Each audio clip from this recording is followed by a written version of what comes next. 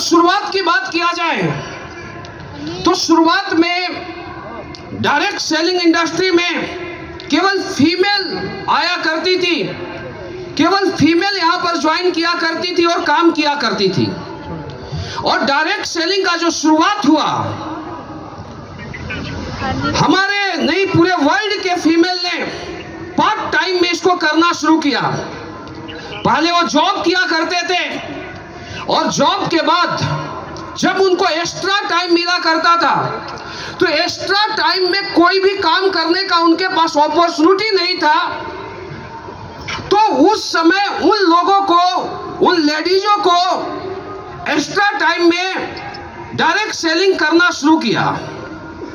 दूसरा कि जब एक व्यक्ति 8 घंटे 10 घंटे काम करने के बाद घर में आता है और बोर होता है तो उसके पास कोई साधन ही नहीं था जहां से एक्स्ट्रा इनकम अर्जित किया जाए। लेकिन दोस्तों, डायरेक्ट सेलिंग उन लेडीजों के लिए एक्स्ट्रा इनकम का एक जरिया बना। इस तरीके से डायरेक्ट सेलिंग का शुरुआत हुआ। और डायरेक्ट सेलिंग का शुरुआत लोगों ने पार्ट टाइम में किया। डायरेक्ट सेलिंग स्टार्टिंग में कोई कैरियर अपॉर्चुनिटी नहीं था। इस तरीके से डायरेक्ट सेलिंग आगे बढ़ना शुरू किया। इसके बाद शुरुआत में यहां पर कोई क्वालिटी बेस्ड प्रोडक्ट नहीं हुआ करते थे, लेकिन 1960 के बाद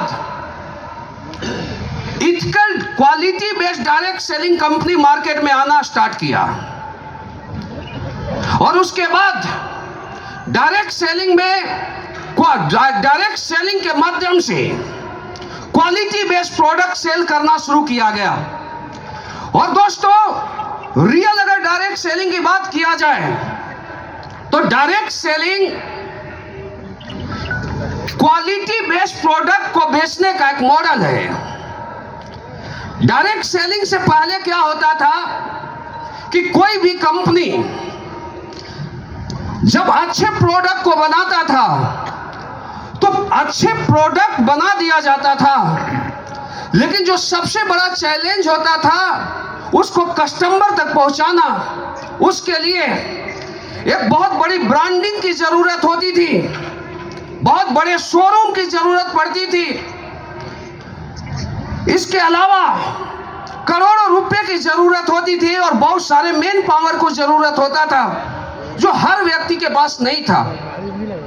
और बड़ी बड़ी कंपनियां डायरेक्ट सेलिंग से पहले भी इथिकल क्वालिटी बेस्ड प्रोडक्ट बेचा करता था, लेकिन वो लिमिटेड था। जैसे आप देखिए, ऐसा नहीं है कि केवल quality based product direct selling के माध्यम से ही लोगों के पास जाता है। आज भी आप देख सकते हैं कि मार्केट में एलवी है, गुच्ची, एडिडास, रोलेक्स, ये बड़े बड़े ब्रांड हैं और ये लोग क्वालिटी बेस्ड प्रोडक्ट कस्टमर तक पहुंचाते हैं। लेकिन दोस्तों, जो सबसे बड़ा चैलेंज ये था कि कोई भी कंपनी क्वालिटी बेस्ड प्रोडक्ट बनाए तो उसको करोड़ों का शोरूम खोलना होता था, करोड़ों रुपए ऐड पर खर्च करने होते थे। इसके बाद बहुत सारे मैन पावर की जरूरत होती थी जो हर व्यक्ति के पास इतना पॉसिबल नहीं था कि क्वालिटी बेस्ड प्रोडक्ट के बाद इतने सारे खर्चे कर पाए। तो चैलेंजिंग बहुत बड़ा था मार्केट में। तो इसी चैलेंज को क्रैक करने के लिए डायरेक्ट सेलिंग का शुरुआत हुआ।